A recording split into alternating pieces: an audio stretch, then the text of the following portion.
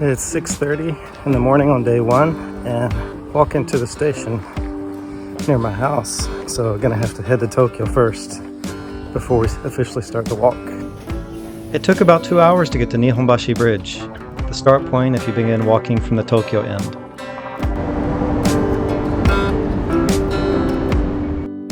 I looked for any kind of sign that I was beginning my journey, and I found this 0 milestone marker.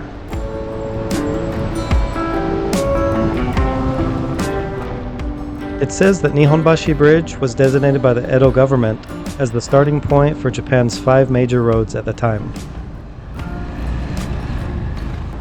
Anyway, the journey officially began, and I had no idea how many days it would take. So I just had a little chat with the guy behind me. He's going all the way to Kyoto, same as me, and about the same pace, about 30 or 40k per day. So he's pretty fast walker, but he has all of his hotels booked. So we'll probably see each other along the way, I imagine. But we never cross paths again. Don't forget, if you start from either Tokyo or Kyoto, you're in 2 huge cities. If you forget to bring something, you can buy whatever you need here. There's drugstores, clothing stores, home centers, whatever you need. So be careful not to overpack.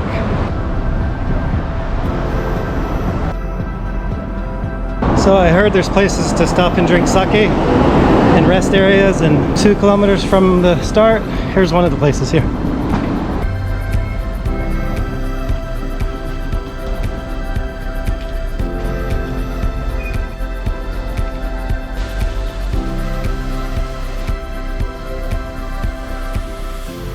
I started this trip on May 15th on a clear sunny day with the temperature being about 25 degrees Celsius. I'm now walking past Tokyo University, one of Japan's most prestigious schools. And here's another old sake shop, alcohol shop.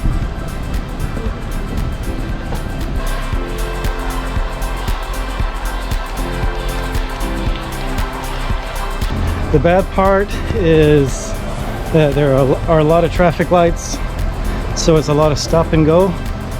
So you can't really get into a walking rhythm. But the good part is Tokyo is full of restaurants and shops with affordable food options.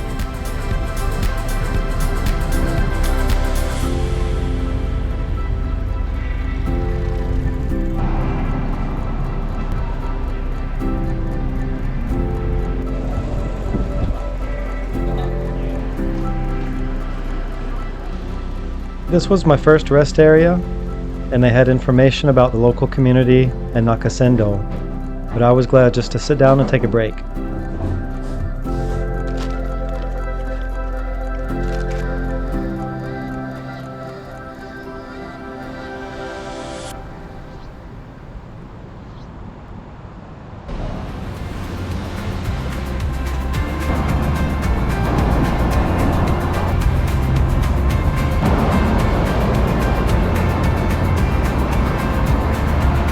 My first meal since I started walking. I'm about 15k into this walk, and this is a lot of food for 800 yen. It's like $6 US, but I figure I'll burn it all off anyway.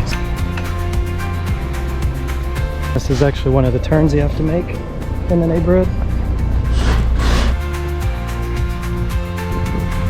You just walk on the sidewalk and you can cross these big expressways, cross the rivers. If I could find a place, something like that, that'd be a good place to camp for the night. As long as I'm not too visible. But I still need to go about 10-15 more kilometers tonight. Gotta stay on schedule, about 30 to 40k per day. When you get into Saitama, after you leave Tokyo, it starts looking a little more like this.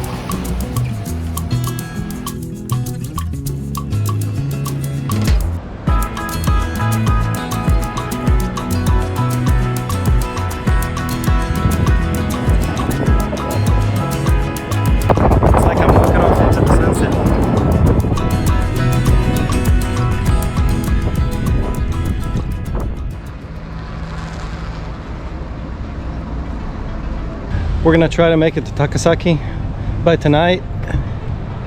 But there are a few places where the Nakasendo kind of cuts off and takes some side roads, so have to be careful, make sure we follow along my the Nakasendo app that I downloaded.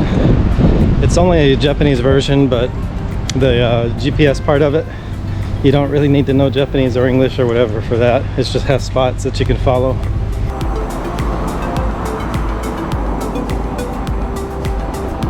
I met a lady at a park yesterday with her kids, and she gave me a couple of these snacks to bring with me. She chased me down the road to give them to me.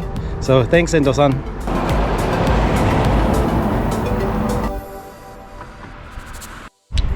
So this guy that's on all these posters through town, his name's Shibusawa Eiichi. It says he's the father of Japanese economy, and he's actually from this small town, Fukaya.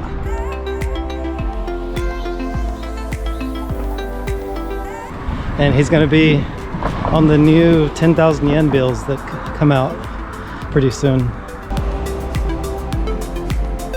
Fukaya is famous for unagi, or eel, and it's supposed to give you energy on hot days. So let's see if we can find an eel restaurant.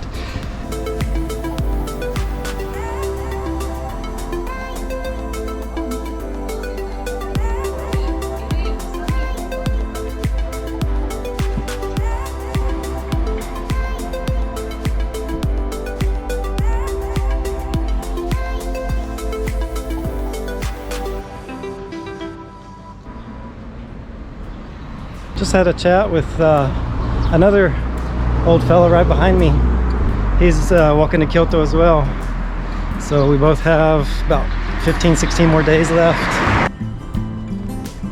There's 69 post towns total between Kyoto and Tokyo. So these are ones we've passed through already.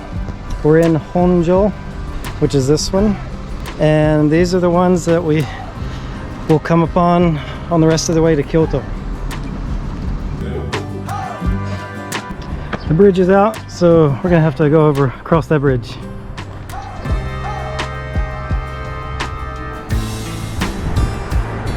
There's one of the two walkers that I've met these past 3 days. He's about 100 yards ahead of me.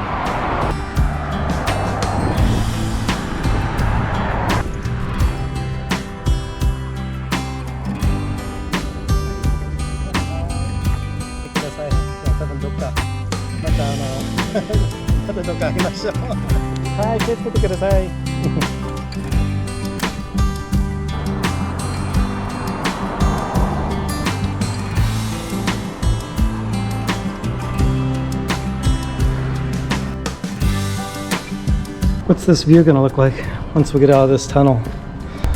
Another nice sunset, 2 days in a row.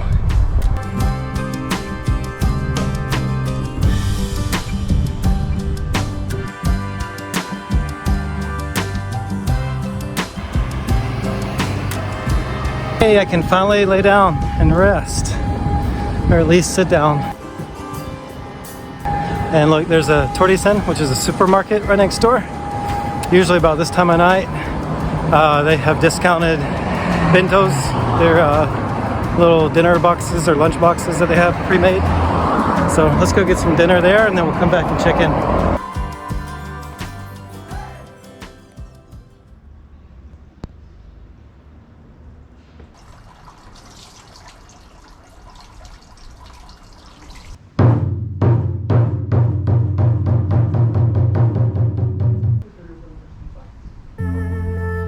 So we're heading through Takasaki now. This is pretty cool. This is a shoyu, a soy sauce factory.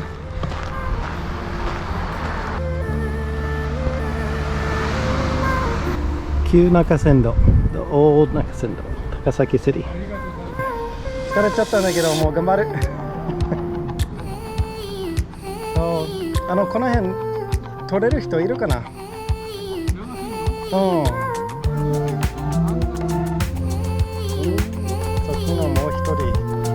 多分今日取るんじゃないかな。I just crossed the same river, Karas River, 12 hours ago last night. About to cross it again, I guess.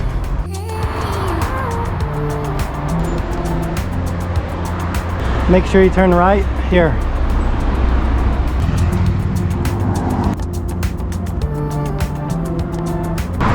And make sure you turn left here. I actually only live about an hour drive from here.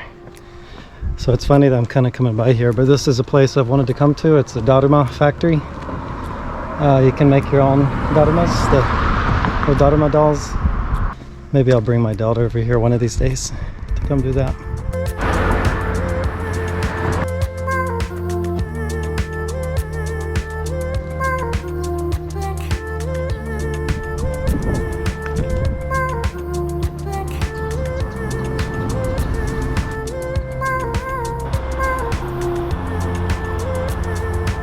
Actually, maybe that's the Daruma factory that I always wanted to go to.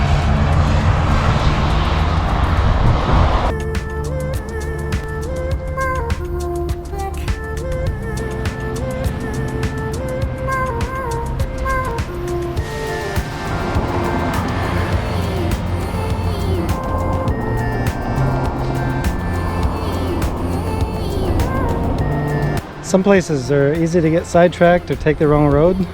So keep an eye out for these small signs like that. Nakasendo, this direction. Another thing too is there tend to be a lot of shrines and temples along the Nakasendo. So if you walk half a day without seeing a temple or shrine, you probably took a wrong turn somewhere or on the wrong road.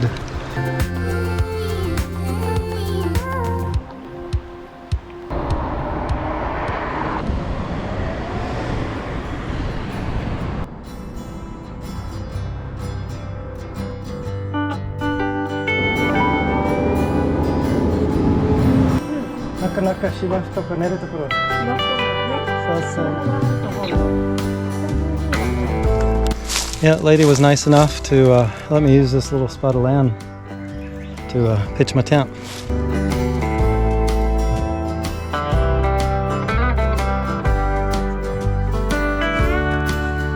And she said I could use this water here too for drinking or washing my face or whatever.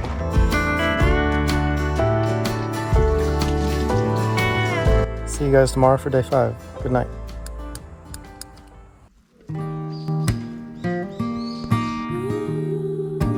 This is day 5 and we're walking through Matsuida and we're gonna head to Karuizawa today.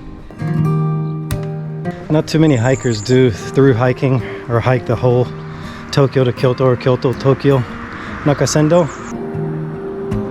So in 5 days I've only run across 2 other people, 2 old Japanese guys doing this.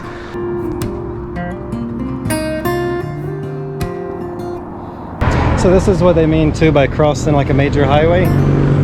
So Nakasendo comes from the side road and you have to walk across the other side just right over there. So it's nothing super dangerous if you just be careful. There's a little pit stop right up here. It's a tea house. So let's go see if it's open.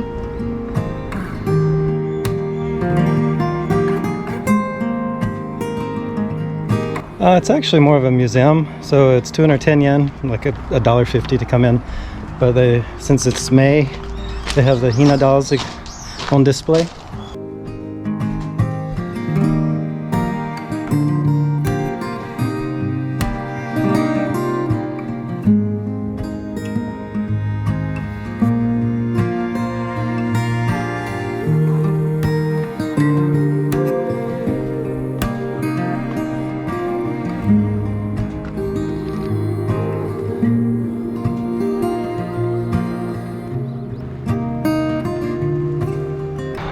This is Usui Jinja, Usui Shrine. A few stairs getting up, but let's go up and have a pray. Help us through these last 2 weeks.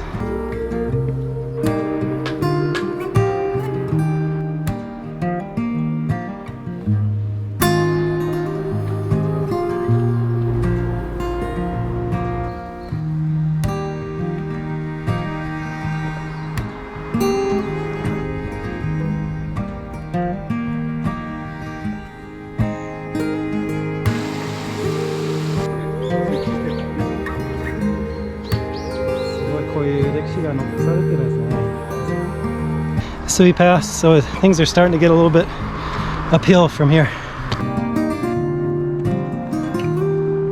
So you know, you're getting closer and closer to the mountains when you have all this water trickling down through the gutters.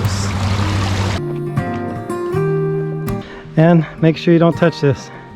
It's an electric fence. Make sure you open it with these handles, but don't touch the blue or you're gonna get electrocuted. Finally, we're on a wooded trail after 5 days. Yay! Finally feels like actual hiking.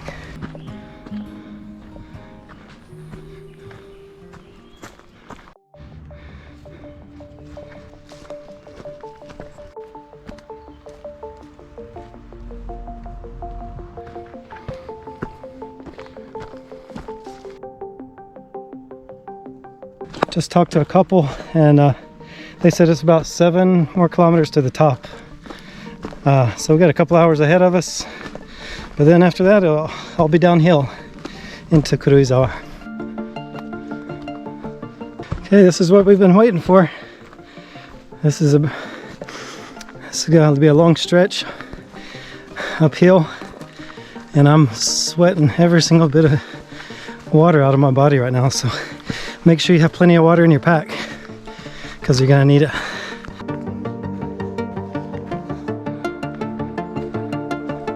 We're getting up to higher ground now, so it's cooler, which is good because I was about to sweat to death.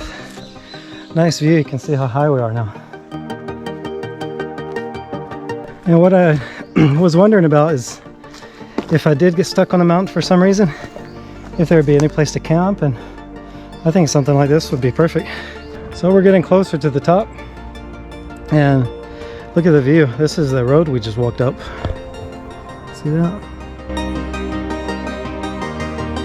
So it says Nakasendo this way, or shortcut, Chikamichi, if you want to go this way. We're gonna stick with Nakasendo. See here on the side it says the ruins of this tea house that used to be here. It's where all the stones are there. I guess we'll just have to stick with water. You could actually sleep in this little rest area if worse things came to worse. If it's raining or you just need a place to crash. This isn't so bad once you get up to the top. It's just kind of a flat rolling trail.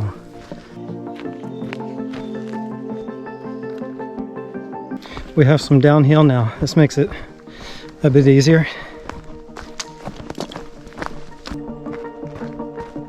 You can see Saito-san, guy I just met, gave me some chocolates. Had a nice little chat, took a break. He actually lives in Sakamoto, the town we just came through. So he's a local guy. So we've been walking for a few hours now. We're probably 3 or 4 miles deep into the forest. So if you're gonna be, I've only passed 3 people, but if you're gonna be walking this deep into the forest alone, probably good to have a bear bell, just in case. Scare them away before you sneak up on them.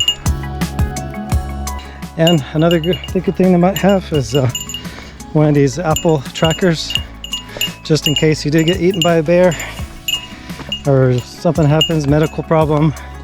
Somebody will at least know where you are. So make sure somebody knows that you are going hiking though. So if you got stuck up here, this isn't a bad place to camp either. It's pretty spacious, some flat spots, protected by trees.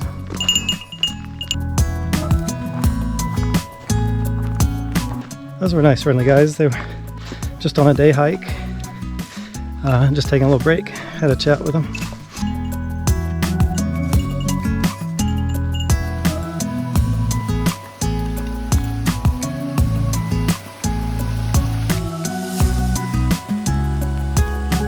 How in the world did they get this old bus sign up here? Maybe that means we're getting close to the end of the trail. Still looks like this though.